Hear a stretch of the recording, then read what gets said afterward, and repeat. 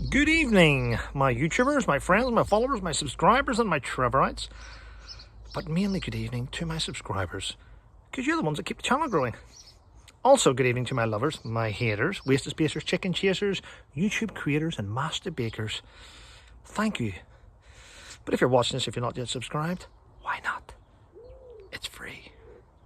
Well, people, right now, I'm sure you've seen the news. It's been on Sky News, it's been on BBC, it's in the media, it's in all in the papers, it's all over the internet.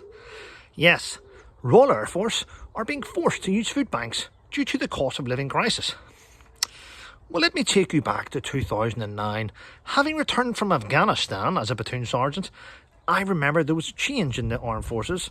Yes, the MOD decided to bring in pay-as-you-dine, which was a new way, apparently, to soldiers and service personnel to keep money in their pockets. It was meant to work. Prior to that, we had a system where when military personnel were paid at the end of each month, food and accommodation came out of their wages straight away, and they didn't have to worry about food throughout the month.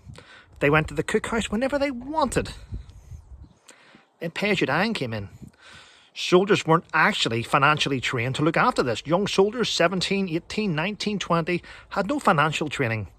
So when they got paid at the end of the month, they would go out and they would spend it all. They would buy G-Star jeans at £140 a pair, Ralph Lauren shirts, 3 to go, and that left them skint throughout the month.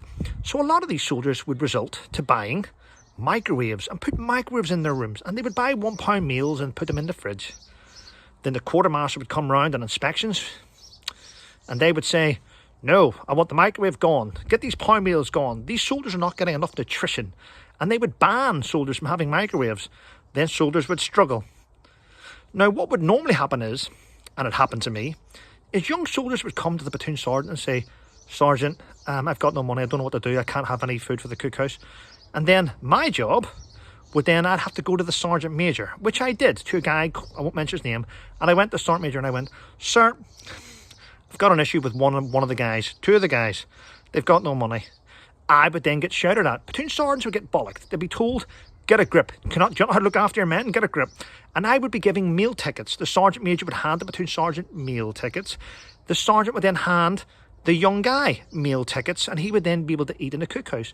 And at the end of each month, that soldier would go to the cash machine and get money out and give it back to the platoon sergeant, who would then give it back to the sergeant major. I believe it was called the Hungry Soldiers Programme, and this continues today.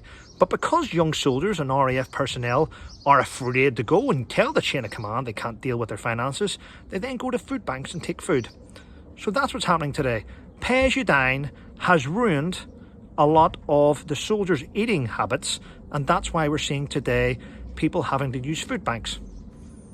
Bring back the time where we didn't have pay-as-you-dine and soldiers were able to eat properly in the cookhouses. Thanks for watching. Have a great day.